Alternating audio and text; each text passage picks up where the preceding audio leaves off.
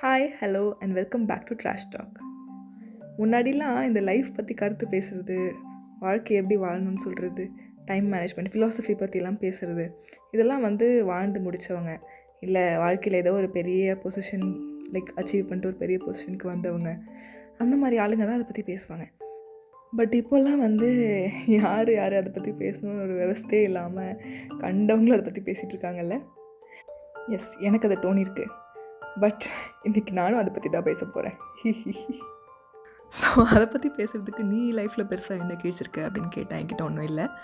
But என்னோடய few observations எந்த இடத்த பார்க்கும்போது எனக்கு பர்சனலாக டவுன் ஆகிருக்கு, இல்லை எதெல்லாம் எனக்கு டூ மச் அப்படின்னு தோணுச்சு, என்னால் பர்சனலாக டாலரேட் பண்ண முடியாத விஷயங்கள், only my personal point of view, அதை பற்றி தான் இன்றைக்கி பேச போகிறேன். ஆப்வியஸ்லி என்னோடய எல்லா பாட்காஸ்ட்டுமே என்னோடய பர்சனல் ஒப்பீனியன்ஸ் மட்டும்தான். பட் ஸ்டில் ஒரு தடவை கொஞ்சம் அஃபென்சிவாக ஏதாவது பேச ஆரம்பிக்கும் போது அதை ரீட்ரேட் பண்ணணும்னு தோணுச்சு. ஸோ சொல்லிக்கிறேன், டிஸ்க்ளைமர். சாரி கான்டெக்ஸ்டே சொல்ல மறந்துட்டேன்.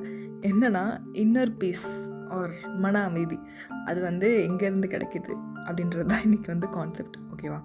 ஸோ ஒருத்தங்களுக்கு இப்போது ஸ்ட்ரெஸ்ஃபுல்லாக ஒர்க் போயிட்டுருக்கு, ஒரு மாதிரி நிம்மதி இல்லாமல் போயிட்டுருக்கு அப்படின்னா, இப்போ அதை ஓவர் கம் பண்ணுறதுக்கு ஒருத்தங்களுக்கு ஒரு வழி இருக்கும். இப்போது இந்த சோஷியல் மீடியா இன்ஃப்ளூயன்ஸ் அதிகமானதுலேருந்து ட்ரிப்பு போகிறது அப்படின்றது ஒரு ஃபேன்சியான விஷயமாயிடுச்சு. டக்குன்ட்டு இங்கே கொடைக்கானல் போகிறது, ஏதோ வயநாடு போகிறது, இங்கே அங்கேன்னு சொல்லிட்டு எங்கேயாவது ட்ரிப்பு போய் finding inner peace, finding peace இல்லை பீஸ் அப்படி சொல்லிட்டு பீஸ் இன் நேச்சர் அந்த மாதிரி ஏதாவது கேப்ஷன்ஸ் போட்டு சுற்றிட்டுருப்போம். அப்புறம் ஒரு சில அக்கௌண்ட்லாம் பார்க்கும்போது செம்ம சிரிப்பாக இருக்குது. இப்போ ஒரு பிரேக்கப் ஆகிடுச்சு, அந்த பிரேக்கப் தாண்டி அவங்க ஓவர் கம் பண்ணிட்டாங்க அப்படின்னா அவங்கள தன்னை ஒரு ஞானியாக அவங்க நினச்சிக்கிறாங்க. ஸோ அந்த மாதிரி ஆளுங்கள்லாம் தனியாக அவங்க ஒரு ட்ரைனிங் கொடுத்துட்ருக்காங்க ரீல்ஸ் வழியாக. ஸோ நீங்கள் எப்படி தனியாக இருந்து உங்களோட மென்டல் பீஸை நீங்கள் பாதுகாக்கணும் அப்படின்ற மாதிரி அவங்க அப்படியே அடிப்பட்டு எல்லாம் பார்த்து ஞானி மாதிரி அவங்க பேசிகிட்டு இருப்பாங்க ஒரு பக்கம். ஐயோ, அது கூட ஓகே. இன்னொரு செட் ஆஃப் ப்ரொஃபைல்ஸ் ஒரு சிலர் ரியலிஸ்டிக்காக இருக்கும். இப்போ 5:30 எழுந்திரிங்க, அதுக்கப்புறம் டே எப்படி பிளான் பண்ணுங்கள், இப்படிலாம் பண்ணலாம் to maintain your physical and mental ஹெல்த்ன்ற மாதிரி ஒரு சில ப்ரொஃபைல்ஸ் இருக்குது. அதை கூட டாலரேட் பண்ணிக்கலாம். இன்னும் ஒரு சில ப்ரொஃபைல்ஸில் 3 மணி 3:30 மணிக்கு எழுந்திரிக்கிறாங்க. எழுந்திரிச்சு நைட் அப்போ எப்போ சாப்பிடுவீங்க, எப்போ தூங்குவீங்கன்னா 6 மணிக்கெலாம் சாப்பிட்டு 7 மணிக்கெலாம் தூங்கிடுவாங்களாம். 7 மணிக்கு படுத்து இவங்க 3 மணி 3:30 மணிக்கு எழுந்திரிச்சு அப்பையிலேருந்து தியானம் பண்ணுறது, இந்த ஜேர்னல் எழுதுறது, அந்த மாதிரி 3 மணிக்கு எழுந்திரிச்சு ஏதோ பண்ணுவாங்கன்னு சொல்லி போட்டிருக்காங்க. அவங்க வேறு நாட்டில் வாழ்ந்துட்டுருக்காங்கன்னு நினைக்கிறேன். எனக்கு புரியல எதற்காக அவ்வளோ ஒரு காலையிலன்னு கூட சொல்ல முடியாது, அதை நடு ராத்திரியில் எழுந்து எதற்காக அப்படியெல்லாம் கஷ்டப்படணுன்றது எனக்கு புரியலை. மேபி அவங்களுக்கு அது கஷ்டம் இல்லை போல், எனக்கு தெரியல. பட் அதை பார்க்கும்போது எனக்கு ஹைலி அன்ரியலிஸ்டிக் அப்படின்னு தோணுன ஒரு விஷயம் அது. அதை தாண்டி யூஸ்வலி இன்னர் பீஸ்க்கு போகிறது கிளாசிக்கான இடம் கோவில், அது தன்னா பீச்சு, இது மாதிரி ஏதாவது ஒரு இடத்துக்கு போய் தனியாக கொஞ்ச நேரம் உட்காந்துருக்குது, அதெல்லாம் நார்மலாக பண்ணுற விஷயங்கள்.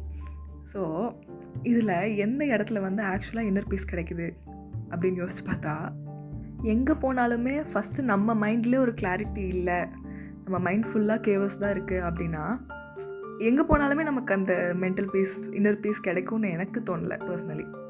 ஸோ யோர் பர்ஸ்பெக்டிவ் மேபி இப்போது அந்த இடத்துக்கு போய் சரௌண்டிங்ஸில் எந்த ஒரு டிஸ்டர்பன்ஸும் இல்லாமல் ஒரு நேச்சரோட ஒன்றிய ஒரு இடத்துல போய் உட்காந்து அந்த சாலிடாரிட்டியில் போய் இருந்து ஒரு கிளாரிட்டி, ஒரு காமாக்குறோம் நம்மளே அப்படின்னு சொல்லி ஓகே, அந்த மாதிரி யோசிச்சா தட்ஸ் ஃபைன்.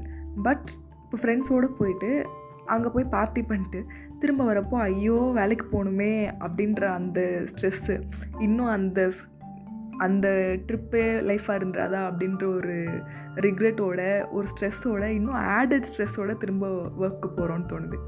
ஸோ என்னோடய பாயிண்ட் ஆஃப் வியூலேருந்து என்னென்னா, first step to inner piece is acceptance.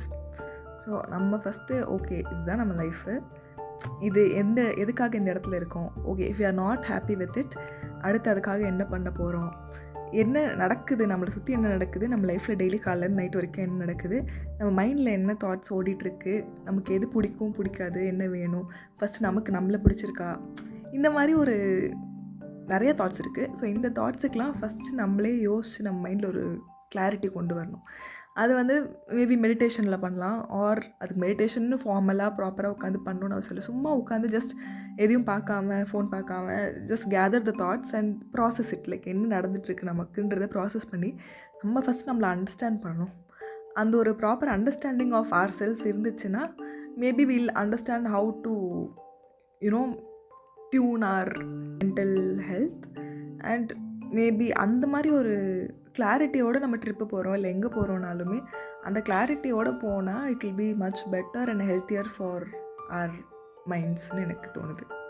But அந்த கிளாரிட்டி வர்றதுக்காக தான் நம்ம அங்கே போகவே செய்கிறோம் அப்படின்னாலுமே at the end of the day we should not feel bad for coming back from it. நம்ம ட்ரிப்புன்றது என்றைக்கும் ஒரு நாள் தான், பட் லைஃப் தானே டெய்லி வாழ்ந்துட்டுருக்கோம். ஸோ லைஃப் எப்போவுமே வந்து எங்கே இரிட்டேட்டிங்காக இருக்குது, அந்த ட்ரிப்புன்றது என்றைக்கோ ஒரு நாள் வர அந்த ஒரு நாள் சந்தோஷத்துக்காக தான் நம்ம மைண்ட் வந்து வெயிட் பண்ணிகிட்ருக்கு அப்படின்னா வாட்ஸ் த பாயிண்ட்? அப்போ யாருக்காக நம்ம வாழ்ந்துட்டுருக்கோம்? So moral of the story என்னென்னா, let's learn to find peace within ourselves. Like let our peace not depend on some external factor. நமக்குள்ளேருந்தே லெட்ஸ் ஃபைண்ட் பீஸ் அப்படின்றது தான் வந்து மாரல் ஆஃப் த ஸ்டோரி. நான் அந்த பீஸை ஃபைண்ட் பண்ணுறேன்னா அப்படின்னு கேட்டால் இல்லை, இப்போ பீஸாக தான் இருக்குது. இனி அதை ஒன்றா ஒட்ட வச்சு பீஸை ஃபைண்ட் பண்ணுற ப்ராசஸில் நான் இருக்கேன். பட் மேபி இந்த ஒரு தாட் உங்களோட மைண்டில் ஏதோ ஒரு சின்ன ஸ்பார்க்கை உருவாக்குச்சு அப்படின்னா maybe you should also try that. அவ்வளோதான் மக்களே, இதோட அடுத்த வாரம் பார்க்கலாம். டாட்டா, பாய் பாய்.